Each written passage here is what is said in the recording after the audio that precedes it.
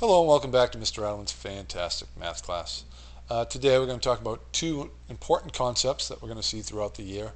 The first one is congruent angles. The second one is angle bisectors.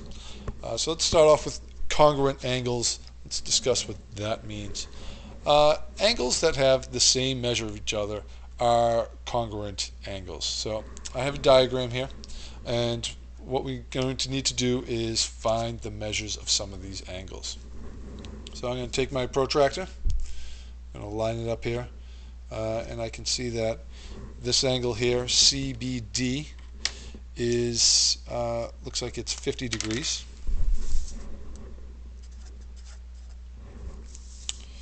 This angle here, DBE,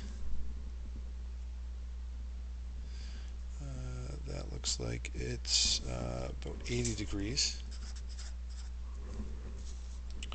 And finally, this angle here, ABE, starting on the outside scale, and that looks like that is also 50 degrees. Okay, so if we take a look, we can see that angle ABE is 50 degrees and angle DBC is also 50 degrees. So we will say that those two symbols are congruent. So we would write that as a symbol. So angle ABE, that's this angle right here, and that is congruent. The congruent symbol, it looks like an equal sign, and then it has a little squiggly above it, and that's going to be congruent to this angle right here, DBC. Angle DBC.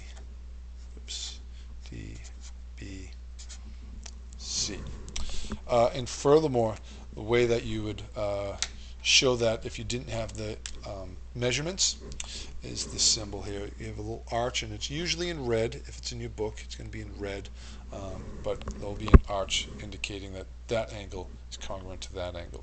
If there are multiple angles that are congruent to different angles, some will have one arch and others will have two arches, and so on and so forth. So that is congruent angles, simply two angles or two or more angles that have the same angle measure. And so that brings us to our next concept, and it's called an angle bisector. An angle bisector is a ray that divides an angle into two congruent angles. So if we take a look here, we have angle, the large angle is GFJ, and we have an angle that cuts that into two. And if they cut it into two equal angles, then it's an angle bisector. You can have an angle that cuts it into two angles that's not an angle bisector. So let's check out and see what these angle measures are. So I'm going to line it up, and that looks like that's about, it's also 50 degrees.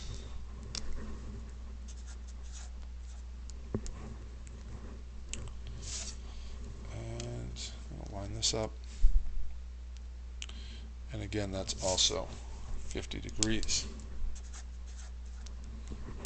So those have the same measure, so I can put in my congruent symbols, and the way that we would write this, we could say that, let's say that ray FH bisects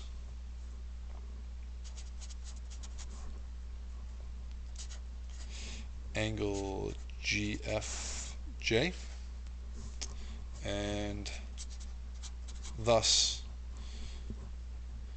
angle GFH, this angle right here, GFH, is going to be congruent, again the equal sign with the squiggly, is going to be congruent to angle JFH. Oops, sorry. So this angle right here, J to F. h. So that's all we have today for those two concepts. If you have any questions or concerns, please feel free to ask me either in class or on my blog. Thank you very much. Have a great day. Talk to you real soon.